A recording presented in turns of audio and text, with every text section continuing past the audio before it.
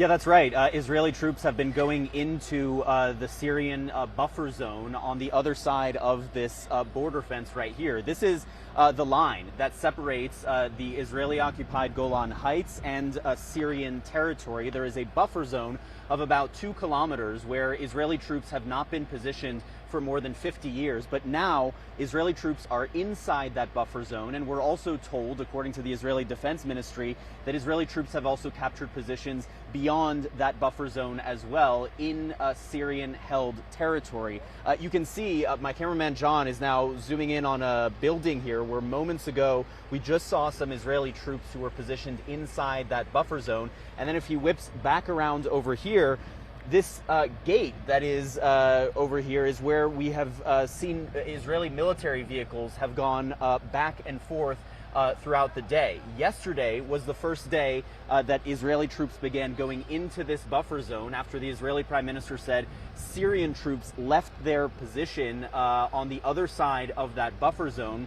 According to the Prime Minister, that meant the collapse of the 1974 agreement between Israel and Syria that has held for more than 50 years, and he then sent Israeli troops to go and take over those positions, effectively positioning Israeli troops between the communities here in the Golan Heights and those newly victorious Syrian rebels. So as you can see, this gate is open at the moment, and we expect that Israeli troops will continue to go inside and outside of that area. Now, in addition to what we're seeing here in this buffer zone, we also know that the Israeli military has been conducting airstrikes inside of Syria. We have been hearing and seeing those jets overhead throughout the morning.